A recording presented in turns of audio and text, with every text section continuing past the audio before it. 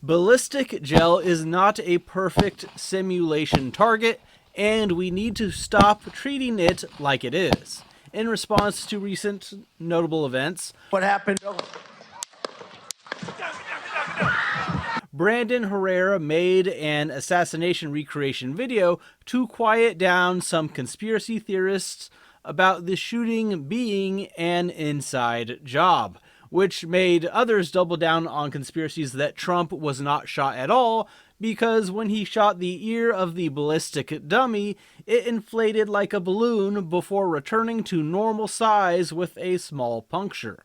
Granted, his focus is being an entertaining channel, and giving a dissertation on the ins and outs of ballistic gel every time it appears would be a bore. However, skipping it can lead to erroneous conclusions by the general audience, especially when it's something attention-grabbing like this, which pulls in viewers who do not normally watch gun content.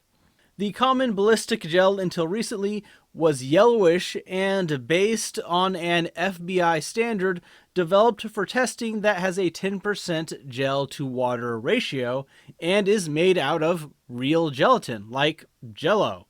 What most people now use on YouTube is from a company called Clear Ballistics, or Ballistic Dummy Lab, both of which are made with a synthetic polymer blend.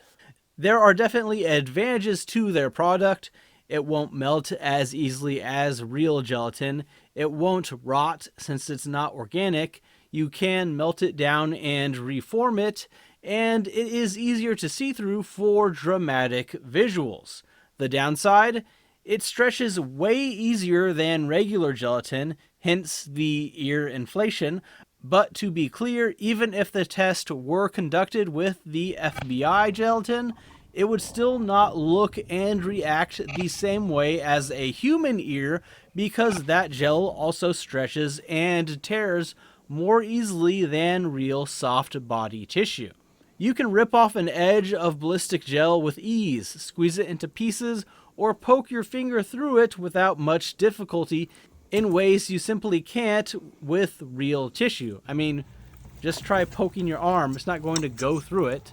There's an obvious difference.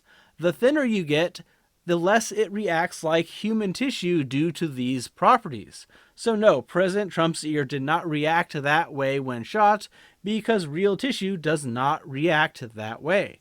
A lot of YouTubers use this gel now.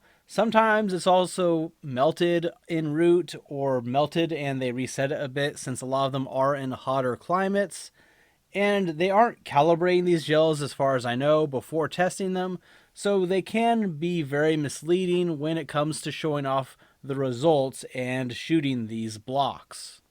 Now, that's not to say there is no point to it at all. It does a lot of things well. Properly calibrated gel mimics the penetration and expansion that you would see when shooting tissue, specifically muscle and other soft tissues, but only to a certain degree. You can get indications of how rounds react, but the depth of penetration is likely to be different. Using gel also eliminates a lot of the variables associated with using a meat target. Hitting bones, targets being more fatty or more muscular than one another, etc. This method provides consistency and acts as a control to accurately compare results. If it is properly made, you can look at results in 2 different blocks of ballistic gel and come away with conclusions based on how they reacted, even though the blocks could be made by different people and at different times because they follow the same standards.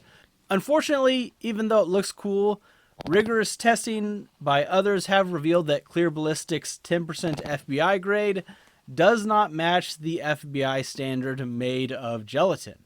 It allows further penetration and less expansion overall.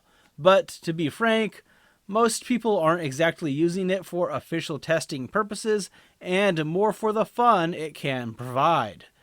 And if you are doing testing yourself, you can achieve similar results if you always use their gel and it is consistent. Now, I don't know how well it stays consistent if you heat it up yourself and reform it, but the way the FBI gel is tested is with a BB and measuring the depth. So if you set a measure and utilize it, you can compare the results to see if it is consistent across the board. Anyways, that's all for today. I'll be working on a video about making your own block of ballistic gelatin, as that's what I did to get this block I shot in the video. So if you want to see that, be sure to subscribe to the channel. And if you made it to the end, consider supporting me on Patreon, liking the video, and sharing it with others. Thanks for watching.